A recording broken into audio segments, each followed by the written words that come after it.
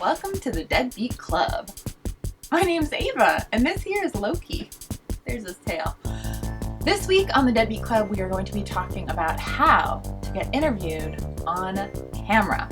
It's something I know a little bit about because every week I go on our local CBS affiliate, WCAX, and get interviewed on camera about my video.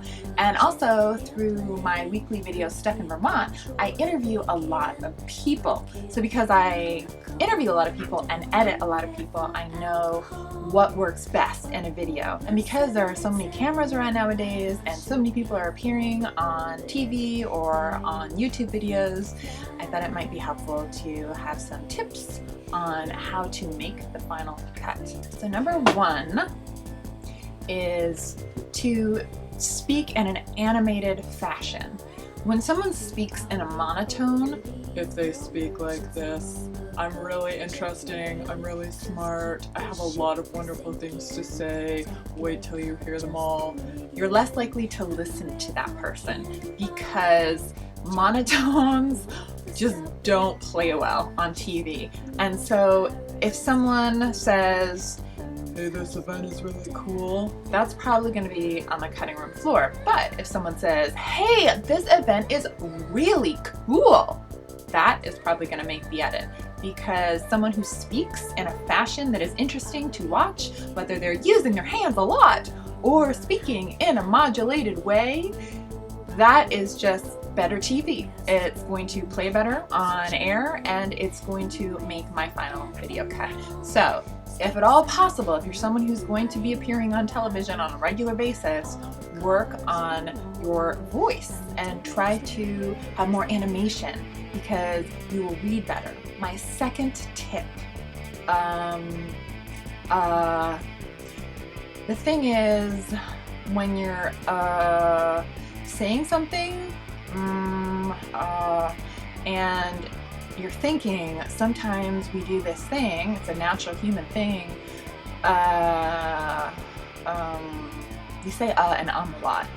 And until you're editing video, you don't realize how many times people say and But when you're cutting 2 hours of footage into 2 minutes or 5 minutes, you don't have time for ums and uhs. And when it's live television, nobody wants to hear your ums and your uhs. I know that you can, if you work hard enough, cut out your ums and uhs. I used to say and just like everybody else, but through brain power and control, I managed to force myself to stop saying and ah. If I need more time to think about something, take a breath. But it's something that if you work hard enough at it, if you're doing a lot of TV appearances, if you're getting interviewed a lot, you can take out your ums and your uhs and you will be amazed how much more professional you sound. Number 3, where should you be looking when you're being interviewed? Well, it's something that is up for a bit of debate. You might notice sometimes on the TV news, you see someone not looking at the camera, but looking way off to the side. I find that a little disconcerting. They say that you're not supposed to, when you're being interviewed, look straight into the camera because it disconcerts the person who is watching the video. Are you disconcerted right now? Because I'm staring at you. If you're an authority or if you're sharing information, like you're telling someone how to exercise correctly, or if you're a chef telling someone how to cook something, then you're allowed to address the audience and look straight into the camera because you are informing them about something. But if you're just an average everyday person getting interviewed, ideally you should be looking off to the side of the camera. And again, different people have different ways of approaching this. Personally, I am holding the camera, so I'm right next to the camera. So I have people maintain eye contact with me.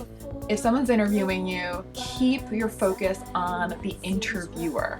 Do not look into the camera lens. Sometimes when I'm interviewing people, they will focus on the camera lens and I'm like, I'm over here. Hello, I'm over here.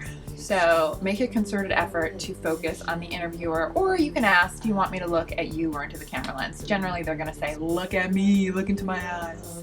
Number 4.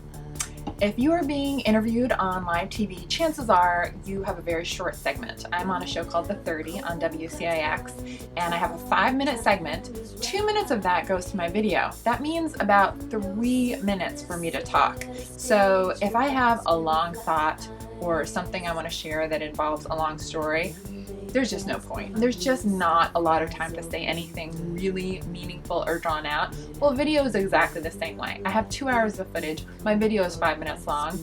If you tell me a story that is 20 minutes long about something that is very interesting to you, how can I fit that 20-minute story into a 5-minute video? It's not possible. Chances are none of that story is going to make the final cut. If you're lucky, maybe 5 seconds of it will make the final cut. So don't even bother telling long, drawn out, lots of detailed stories.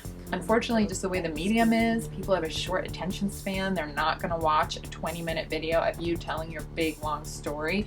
So keep it to yourself. Keep your anecdotes quick and snappy. Keep your comments as concise as they can possibly be. And if you feel like you need to re-say something, then re-say it. Say, oh, could I just do that one more time, until you get the nice little package. And it's sad to say, but you have to kind of learn how to speak in sound bites, because that's what plays well on television, and that's what's probably going to make it into the video. Little, concise, animated statements that have no ums or ahs in them. So that is my advice to you if you are being interviewed by someone like me who sticks a camera in your face and asks you a bunch of questions. So we'll see you next week on the Deadbeat Club, home to nerds and dreamers all over the world.